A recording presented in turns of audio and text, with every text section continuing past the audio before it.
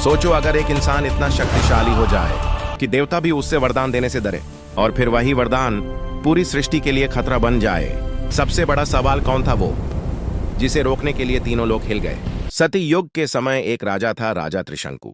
उसकी इच्छा अजीब थी। वो स्वर्ग जाना चाहता था, लेकिन जीते जी अपने शरीर के साथ।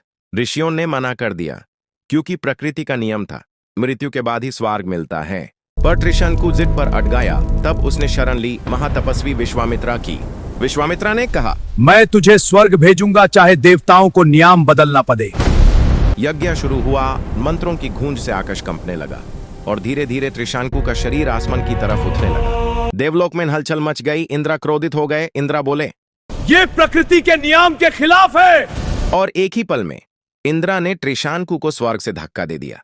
त्रिशंकु गिरने लगा, सीधा पृथ्वी की तरफ। पर तब कुछ ऐसा हुआ जो कभी पहले नहीं हुआ था। विश्वामित्रा ने आंखें खोली और गरज कर बोले, रुक जा। तब विश्वामित्रा ने गुस्से में नया स्वर्ग रच दिया, त्रिशंकु स्वर्ग। त्रिशंकु आसमान के बीच लटक गया। इसी पल ब्रह्मांड का संतुलन टूटने लगा। पर असली रहस्य यह है, देवता विश्वामित्रा से डर क्यों गए थे और शिव ने इसमें हस्तक्षेप क्यों नहीं किया। यह सच पार्ट 2 में खुलेगा। सच ये नहीं कि त्रिशंकु स्वर्ग गया। सच यह है कि उस दिन इंसान और देवता के बीच की रेखा टूट गई थी, और जब यह रेखा टूटती है तो अगला युग शुरू होता है। तुम्हारे हिसाब से त्रिशंकु गलत था या देवता?